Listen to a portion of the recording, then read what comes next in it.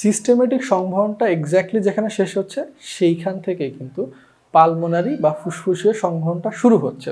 অর্থাৎ আমাদের যে ডান ভেন্ট্রিকল থেকে তোমার রক্তটা পালমোনারি ধমনির মাধ্যমে বা পালমোনারি আর্টারির মাধ্যমে ফুসফুসে যাচ্ছে কার্বন ডাইঅক্সাইড জাতীয় রক্ত, সেখানে অক্সিজেন যুক্ত হয়ে পালমোনারি শিরার মাধ্যমে বাম অ্যাট্রিয়ামে আসতেছে এবং বাম অ্যাট্রিওভেন্ট্রিকুলার ছিদ্রের মাধ্যমে বাম ভেন্ট্রিকলে প্রবেশ করতেছে এবং পালমোনারি সংবহনটা এখানেই শেষ হচ্ছে।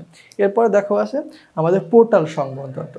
মেরুদণ্ডী যে প্রাণী আছে এখানে দুই ধরনের পোর্টাল সংবহন তন্ত্র দেখা যায়, একটা হচ্ছে যকৃত বা হেপাটিক, অন্যটা হচ্ছে বৃক্কীয় বা রেনাল।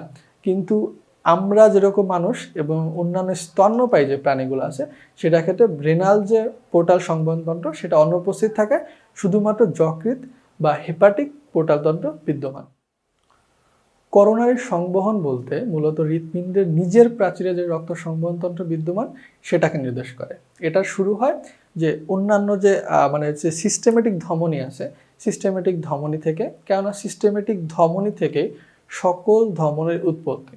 সো সিস্টেমেটিক ধমনীর থেকে করোনারি ধমনী উৎপত্তি হয় এবং সেটা অক্সিজেনযুক্ত রক্ত আমাদের হৃৎপিণ্ডের প্রাচীরে সংবহন করে এবং হৃৎপিণ্ডের প্রাচীর থেকে কার্বন ডাইঅক্সাইড যুক্ত রক্তগুলা যে করোনারি শিরার মাধ্যমে আবার হৃৎপিণ্ডে ফিরে আসে। এবং অলওয়েজ মনে রাখবা তোমার সুপিরিয়র এবং ইনফিরিয়র ভেনা কাভার পাশাপাশি করোনারি শিরাও ডান অ্যাট্রিয়ামে এসে মিলিত হয়। এরপর দেখো বলা হয়েছে হৃদরোগের বিভিন্ন অবস্থার করণীয়, মানে আমাদের হৃদরোগ রিলেটেড অর্থাৎ হার্ট রিলেটেড যেসব ডিজিজ আছে সেগুলাকে বা রক্তনালী সম্পর্কিত যে ডিজিজগুলো আছে সেগুলাকে হৃদরোগ বলা হচ্ছে। এবং আমাদের হৃদরোগে প্রথমে দেখা বলা আছে বুকে ব্যথা। যদি আমাদের হার্ট যে প্রয়োজনীয় যে অক্সিজেন সমৃদ্ধ রক্ত দরকারটা সেটা যদি না পায় তাহলে বুক অনেকটা নিষ্পেষিত মনে হয় বা ব্যথা অনুভূত হয়। এটাকে অ্যানজাইনা বা অ্যানজাইনা পেক্টোরোসিস বলা হয় এবং এই অ্যানজাইনা পেক্টোরোসিস কিন্তু আমাদের হার্ট অ্যাটাকের পূর্বাবস্থা হিসেবে মনে করা হয়।